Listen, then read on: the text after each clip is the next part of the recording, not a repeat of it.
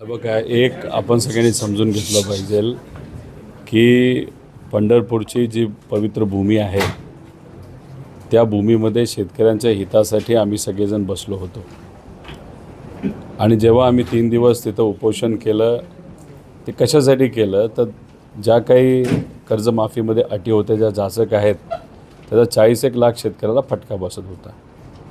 समजा तो फटका बसतच नसला असता तर मग शासनाकडनं प्रतिनिधित्व करण्यासाठी महाजनसाहेब तिथं आलेच नसते. महाजनसाहेब कुठे होते तर जळगावला होते. फक्त आंदोलनाला भेट देण्यासाठी आमच्याशी चर्चा करण्यासाठी आणि आपण याच्यावर मार्ग काढू हे सांगण्यासाठी 6 तास प्रवास करून ते आले. पालकमंत्री आसपासच होते. त्यांना पाठवलं का मुख्यमंत्री साहेबांनी? मुख्यमंत्री साहेबांच्या जवळ असणारा एक नेता 6 तास प्रवास करून जर तिथं येत असेल आणि तिथं चर्चा करत असताना आम्ही मुख्यमंत्र्यांशी सुद्धा फोनवर तिथं बोललो. हे तुम्ही सगळ्यांनी तिथं बघितलेलं आहे आणि त्यानंतरच बैठक ठरलेली आहे. त्यामुळे हे साधे छोटे कार्यकर्ते फक्त बातमी होण्यासाठी खाली काय करतात याला काय आमचं घेणं देणं नाही. महत्त्वाचा विषय आहे काय 40 लाख शेतकऱ्यांचा मुद्दा आहे आणि तो सरकारच्या माध्यमातून लवकरात लवकर सुटला पाहिजे अशी आमची सगळ्यांची मागणी आहे, विनंती आहे. त्याबद्दलची बैठक झाल्यानंतरच आपल्याला कळेल सरकार काय एक्झॅक्टली भूमिका घेत आहे. शेतकऱ्यांच्याच मुद्द्याला घेऊन आज संभाजीनगरमध्ये अंबादास दानवे यांच्या नेतृत्वात आंदोलन होतं. एक त्या ठिकाणी ते म्हटले की रोहित पवारांनी गांधीगिरी करण्यापेक्षा आता रस्त्यावर उतरलं पाहिजे. नाही, आता बघा 22 तारखेला अधिवेशन आहे. 22 तारखेच्या आधी बैठक होणार आहे आणि त्या बैठकीमध्ये जर मार्ग निघाला नाही तर दानवेसाहेब जे म्हणत आहेत त्याच्यापेक्षा कितीतरी मोठं आणि त्यांनी जेवढं आंदोलन केलं त्याच्या 10 पटीने मोठं आंदोलन आम्ही करू. विषय एवढाच आहे की आपण सगळ्याच गोष्टीमध्ये राजकारण करायला लागलो तर एखादा विषय फाटू शकतो आणि त्याचं नुकसान हे आपल्याला होत नसतं, पक्षाला होत नसतं, सामान्य लोकांना होत असतं. त्यामुळे आम्ही काय सगळ्याच गोष्टीमध्ये राजकारण करतो असं नाही. एकदा सरकारला संधी देऊन बघू अशी आमची भूमिका आहे. नाही जर त्यांनी ते मान्य केलं तर मग आजच्या इतिहासामध्ये सगळ्यात मोठं आंदोलन सामान्य शेतकऱ्यांच्या बाजूने कोण करणार असेल तर ते आम्ही असू. मंत्री मेघना बोर्डीकर जे आहेत त्यांच्या मतदारसंघात जे आरोग्य व्यवस्थेचा सगळा प्रश्न समोर आला, नेमकं काय सगळं प्रकरण आहे आणि कसं बघताय? एक तर शासनाचं सामान्य लोकांकडे लक्ष नाही, आरोग्य व्यवस्थेकडे लक्ष नाही, बऱ्याच काही बिल्डिंग ह्या बांधण्यासाठी काढल्या निधी दिला जात नाही आणि मंत्र्यांच्या मतदारसंघामध्ये अशी वाईट परिस्थिती असेल तर मग साध्या आमदारांच्या मतदारसंघामध्ये काय परिस्थिती असेल ते तुम्ही समजून घ्या. राहिला प्रश्न कॅबिनेट मंत्र्यांनासुद्धा अधिकार नाही तर मग राज्यमंत्र्यांना तर अधिकार लांबच राहिला. त्यामुळे ते फक्त नावापुरते मंत्री आहेत. त्यांना आसपास फक्त गाड्या पोलिसांच्या दिलेल्या आहेत आणि हे सगळे जे मंत्री म्हणणारे जे लोक आहेत ते फक्त कशामध्ये गुंतलेले आहेत तर भ्रष्टाचार आणि पैसा खाण्यामध्ये गुंतलेले आहेत. सामान्य लोकांना कोणीही दुर्दैवाने त्या ठिकाणी न्याय देताना आपल्याला दिसत नाही. राज्यातच एकंदरीत बघितलं तर आरोग्य व्यवस्थेचे जे आहेत ते कुठेतरी मोठ्या समस्या दिसून येत आहेत.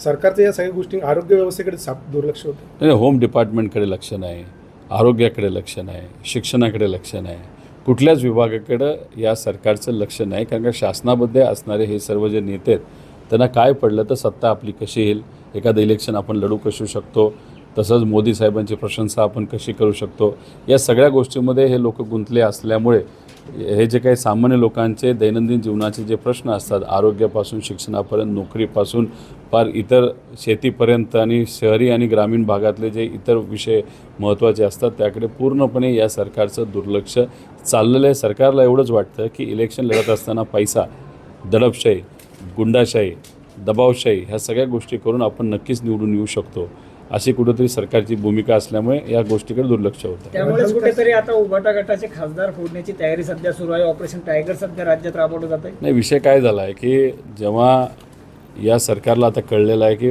2029ला हे काही सत्तेत येत नाहीत केंद्र सरकारमध्ये असणारे भाजपचं सरकार, त्यामुळे आता ते वेगवेगळे पर्याय शोधत आहेत. एक सगळ्यात महत्त्वाचा पर्याय जो त्यांच्यासमोर आहे ते म्हणजे डिलिमिटेशन. डिलिमिटेशनच्या अंतर्गत काय करणार तर खासदारांची संख्या वाढवून घेणार. खासदारांची संख्या वाढवत असताना मतदारसंघ असे फोडायचे की त्यांना तिथं मतदान जास्तीत जास्त मिळालं पाहिजे. जसं ग्रामपंचायतमध्ये वॉर्ड फोडतो, परिषदमध्ये वॉर्ड फोडतो, तसं यांना खासदारकीचे मतदारसंघ फोडायचे. हे असंविधानिक आहे. गेल्या वेळेस ते हाणून पाडलं सगळा विषय, पण आता TMCचा पराजय झाल्यानंतर TMCचे 20 खासदार हे फोडलेत.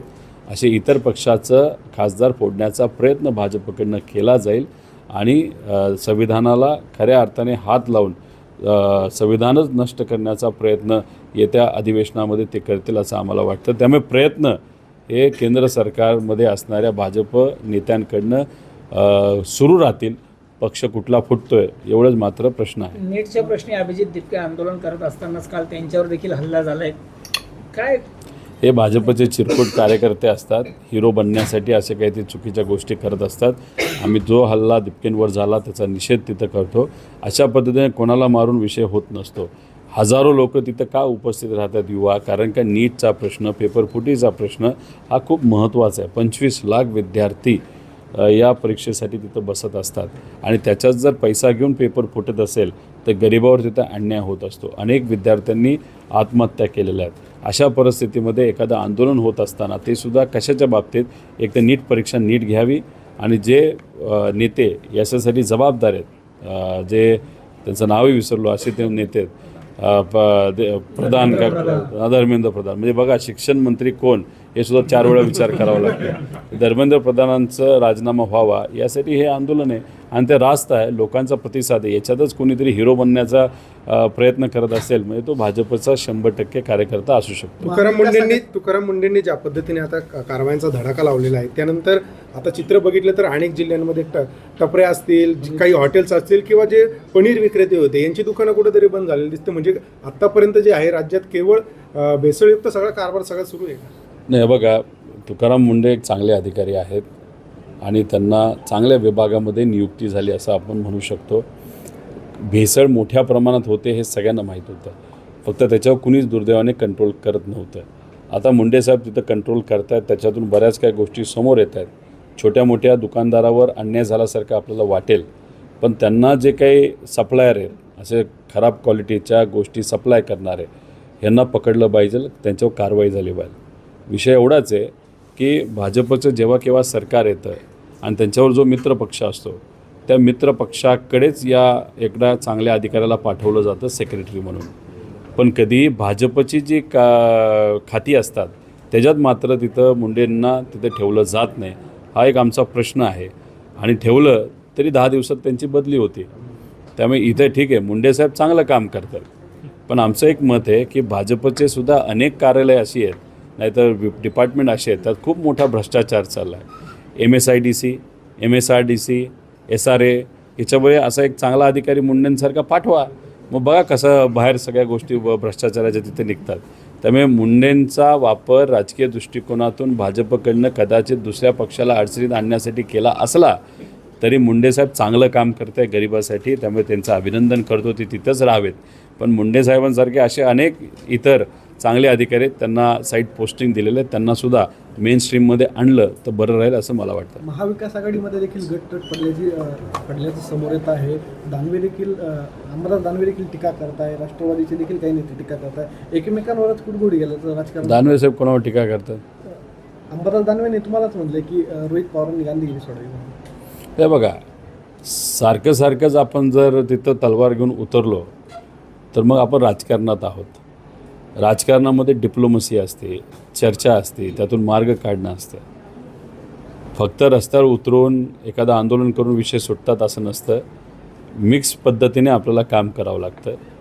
ही पद्धत आम्हाला माहिती आहे, कारण का आदरणीय पवारसाहेबांच्या मार्गदर्शनाखाली आम्ही तिथं काम करत आहोत. त्यामुळे ते बोलतात म्हणजे रस्त्यावरची लढाई काही खराब आहे असं नाही, रस्त्यावरची लढाई लढावं लागेल. आम्ही सुद्धा 2दा त्यांच्यावर तिथं लढलेलो आहे. मी त्यांना एवढंच सांगेल की जर 22 तारखेच्या आधी बैठक झाली, त्या बैठकीत जर योग्य निर्णय घेतला नाही तर मग खूप मोठं आंदोलन तिथं करेल. तेव्हा मात्र आम्ही दानवे साहेबांना विनंती करू की तुम्ही त्या आंदोलनामध्ये या. आम्ही कुठेही भेदभाव करत नाही. त्यामुळे फक्त स्टेटमेंट देण्यापेक्षा मला असं वाटतं की प्रामाणिकपणे सगळ्यांनी आपापल्या पद्धतीने लढलं. कुणी गांधीगिरी करेल, कुणी रस्त्यावर उतरेल, कुणी अजून काय करेल, तर मला असं वाटतं की मगच प्रश्नही सुटू शकतात.